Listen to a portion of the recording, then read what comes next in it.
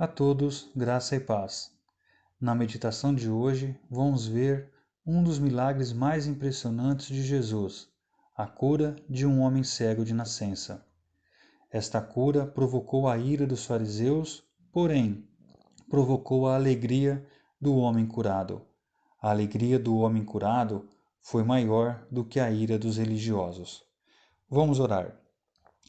Senhor Deus, é com alegria que expressamos o quanto somos gratos pelo novo nascimento que o Senhor já nos deu juntamente com Cristo. Queremos te pedir que o Senhor nos guie e nos oriente nesta meditação que vamos fazer. É em nome de Jesus que nós oramos. Amém.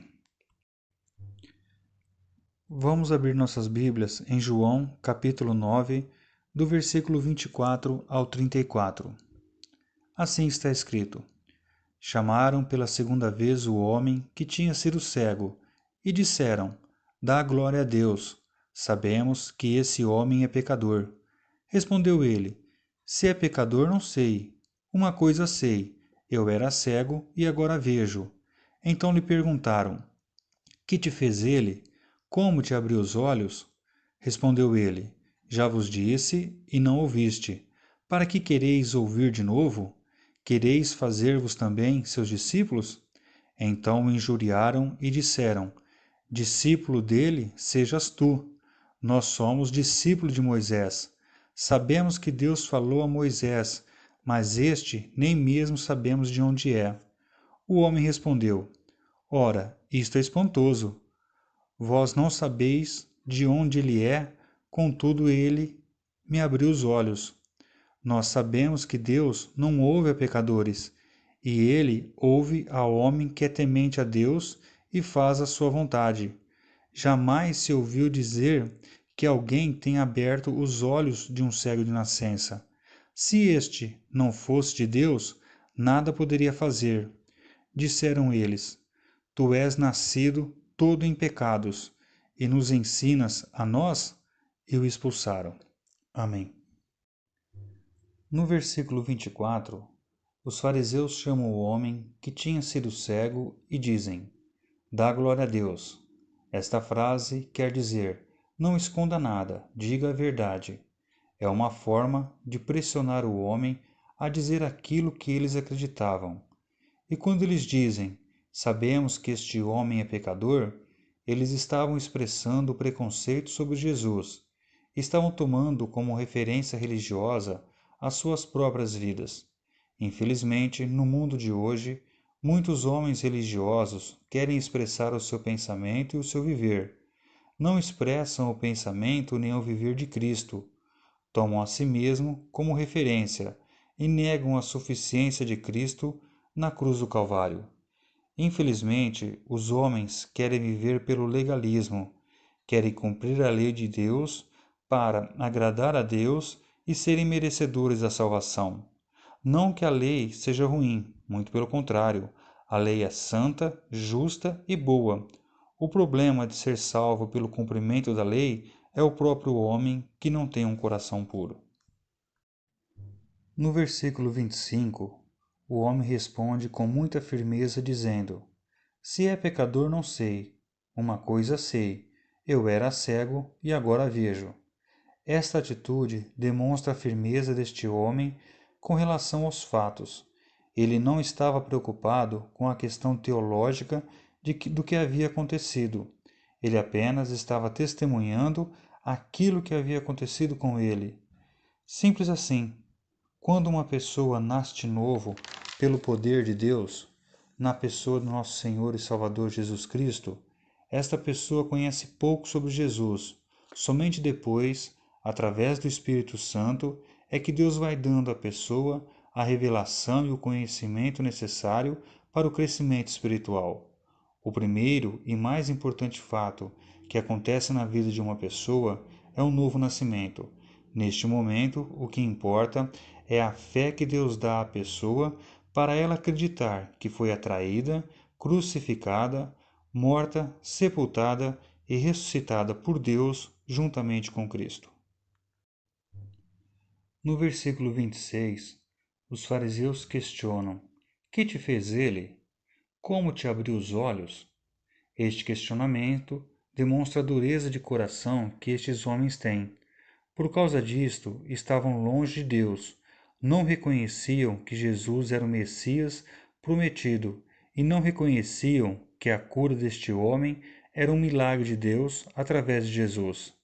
Muitas pessoas, por terem o coração duro, quando ouvem a pregação do Evangelho de Cristo e quando são convidadas para participar de um culto, para adorar a Deus e glorificar a Deus e louvar a Deus, elas sempre têm uma resposta pronta, como por exemplo: agora não posso, estou muito ocupado, já tenho minha religião, minha família é tradicional.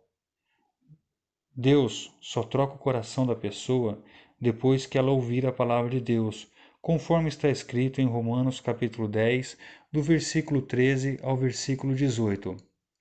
Porque todo aquele que invocar o nome do Senhor será salvo. Como, pois, invocarão aquele em quem não creram? E como crerão naquele de quem não ouviram? E como ouvirão se não há quem pregue?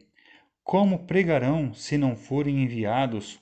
Como está escrito: conformosos são os pés dos que anunciam a paz, dos que anunciam coisas boas.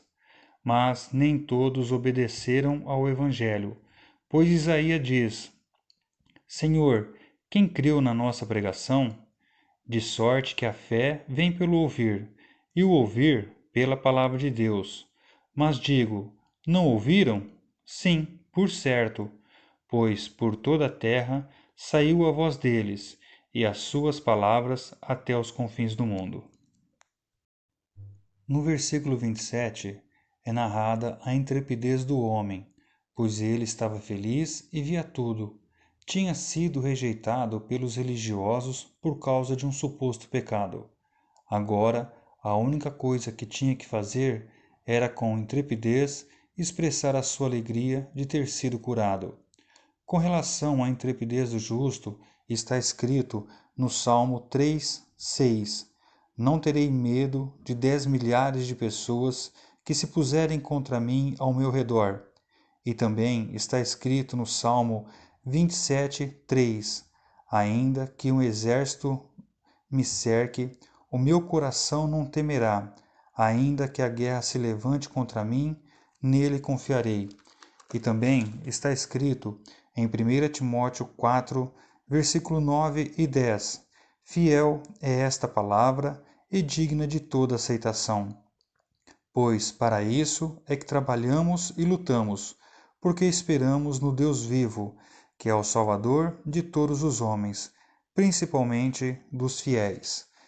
E para completarmos, em Gálatas, capítulo 2, versículo 20, esta é a declaração de todos aqueles que já nasceram de novo. Estou crucificado com Cristo e já não vivo, mas Cristo vive em mim. A vida que agora vivo na carne, vivo-a na fé do Filho de Deus, o qual me amou e a si mesmo se entregou por mim. Nos versículos 28 e 29, os fariseus ficam muito irados com as palavras do homem, pois os fariseus se consideravam discípulos de Moisés e negavam que Jesus era o Filho de Deus. O próprio Moisés já havia falado de Cristo, conforme está escrito em Deuteronômio 18, do 15 ao 18. O Senhor teu Deus te suscitará um profeta como eu, do meio de ti, de teus irmãos, a ele ouvirás. Foi o que prediste ao Senhor teu Deus em Horebe, no dia da congregação. Não ouvirei mais a voz do Senhor meu Deus, nem mais verei este grande fogo, para que não morra. Então o Senhor me disse: falaram bem no dia que disseram: eu lhes suscitarei um profeta do meio de seus irmãos, semelhante a ti. Porei as minhas palavras na sua boca, e ele lhes falará tudo o que eu ordenar. Nos versículos 30 a 33, o homem confessa sua fé em Jesus contra a teologia e a religiosidade dos fariseus, conforme está escrito: ora, isto é espantoso. Vós não sabeis de onde ele é, contudo me abriu os olhos. Não sabemos que Deus não ouve a pecadores? Ele ouve a todo homem que é temente a Deus e faz a sua vontade. Jamais se ouviu dizer que alguém tenha aberto os olhos a um cego de nascença. Se este não fosse de Deus, nada poderia fazer. Com essas palavras, os fariseus ficaram muito irados, e o comportamento dos filhos de Deus devem ser semelhantes ao de Pedro, que confessou em Mateus 16:16. Simão Pedro respondeu: Tu és o Cristo, o Filho de Deus vivo. Também Natanael confessou, conforme o que está escrito em João 1:49.